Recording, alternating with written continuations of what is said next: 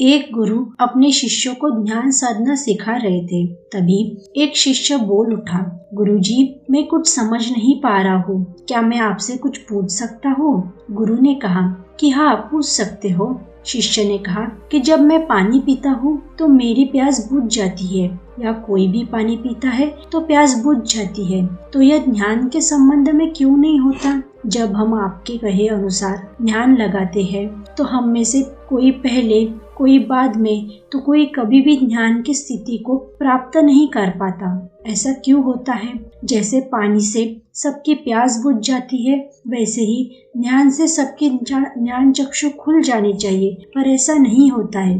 गुरुजी ने कहा कि कल हमें किसी ने भोजन पर आमंत्रित किया है, कल तुम मेरे साथ चलना, मैं तुम्हारे प्रश्नों के उत्तर वही दे दूंगा।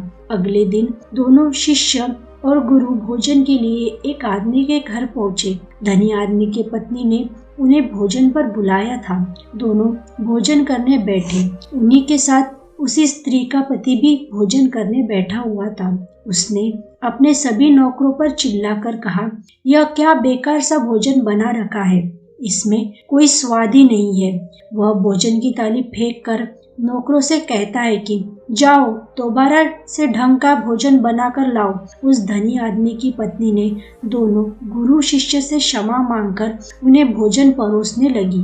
भोजन किया, लेकिन गुरु ने अपनी थाली में 2 रोटी छोड़ दी। गुरु ने उस स्त्री से कहा कि बेटी, क्या तुम मुझे यह 2 रोटियां बांधकर दे सकती हो? उस स्त्री ने उन 2 रोटियों को बांधकर दे दिया।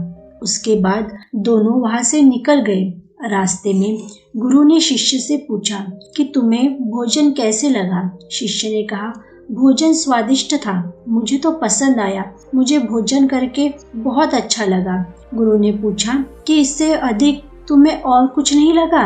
शिष्य ने कहा, इससे अच्छा और क्या लग सकता है गुरुदेव, मेरी भूख मिट गई और मेरा पेट भर गया। गुरु ने कहा कि भोजन तो अच्छा था, फिर उस स्त्री के पति को भोजन पसंद क्यों नहीं आया? शिष्य ने कहा कि आप ठीक कहते हैं गुरुदेव, मैं तो कुछ समझ नहीं पा रहा हूँ, आप ही कुछ बताइए। गुरु ने कहा, अभी तुम मेरे साथ आगे चलते रहो।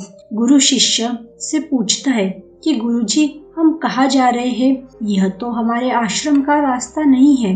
गुरुजी ने कहा कि तुम बस चलते रहो। बहुत दूर चलने के बाद एक पतला सा आदमी आकर गुरुजी के पैरों पे गिर गया और कहने लगा, हे भगवान, मेरी मदद करो, मैंने पिछले 4 दिनों से कुछ खाया नहीं है, मैं बहुत भूखा हूँ, कृपया करके मुझे कुछ खाने को दे दो।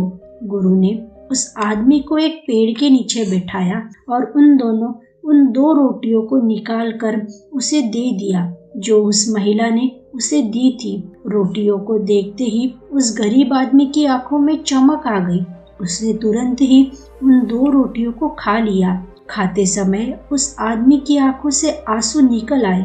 वो रो रहा था और खाता जा रहा था, और रोटी खाने के बाद उसने गुरु को प्रणाम किया और धन्यवाद कहा।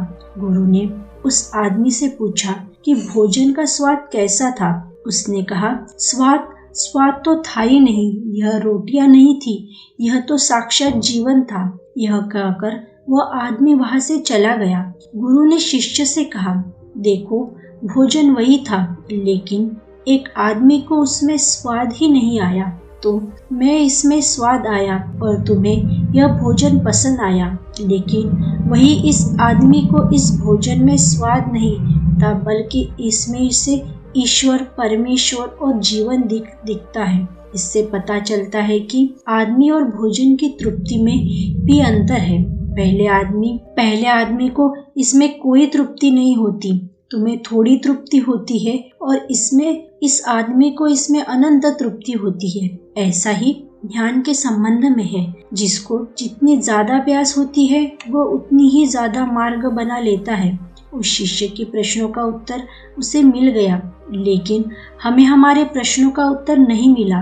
प्रश्न था कि मन क्यों नहीं लगता है? जो लग जाए वो मन नहीं है, मन का स्वभाव ही है भागना। जब हमारे पास कोई चीज अत्यधिक होती है, तब मन उसे भागने लगता है।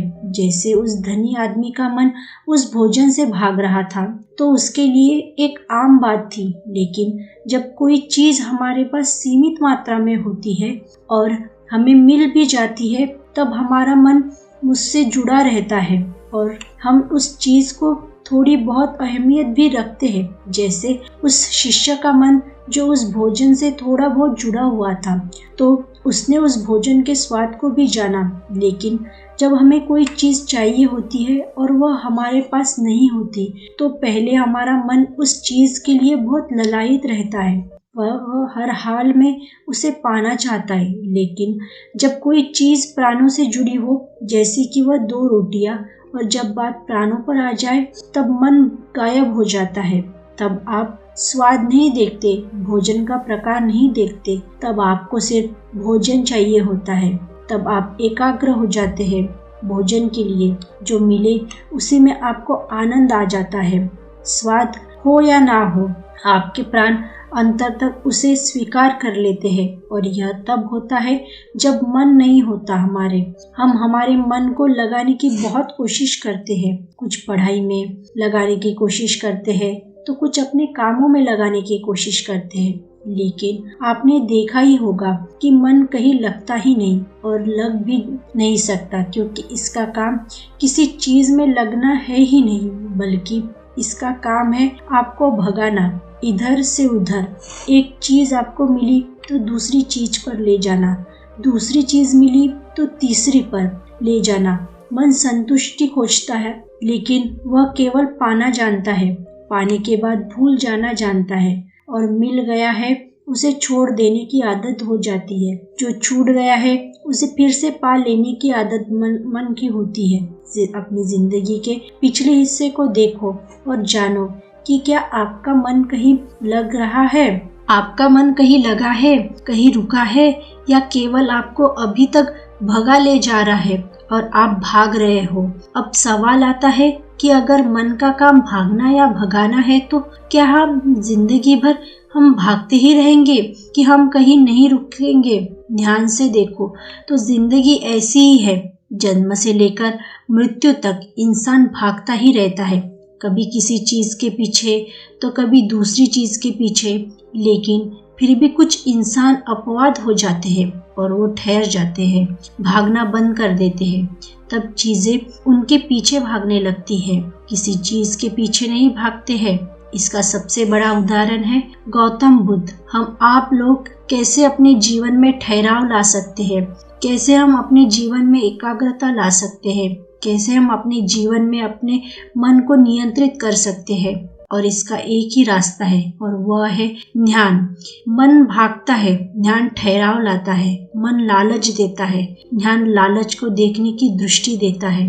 मन कहता है दूसरी चीज को पकड़ ले, ध्यान कहता है जो मिला है उसे तो जान ले। ध्यान एकाग्रता लाता है, लेकिन ध्यान को लेकर हम भी भ्रमित रहते हैं। ध्यान का मतलब आंखें बंद करके बैठ जाने को नहीं समझ लेते। आदमी कुछ होने की कोशिश करता है तो उसका मन हावी होने लगता है, एकाग्रता टूट जाती है और तब हम भागते रहते हैं। सब कुछ पा लेते हैं, तभी भी सोचते हैं कि कुछ रह गया है, और यह अधूरापन कभी पूरा नहीं होता, क्योंकि जो आप हो सकते थे, जो वह आपकी प्रकृति थी, वह आप नहीं हुए, बाकी सब कुछ हो गए। ऐसा ही है, आप हमेशा अधूरे रह जाते हैं, तब मन कहीं नहीं लगता। मन की प्रकृति लगने की है ही नहीं, तो कैसे हो सकता है? वह एकाग्रता है, वह ध्यान है, और जहाँ आपको एकाग्रता मिल जाए, समझ लेना वही आपके लिए बना है, जिस पर चलकर आप संपूर्ण हो सकते हैं। तो दोस्तों, ये कहानी आपको कैसी लगी? अगर आपको वीडियो पसंद आई हो तो वीडियो को लाइक ज़रूर कीजिएगा और चैनल को सब्सक्राइब कीजिएगा। धन्यवाद।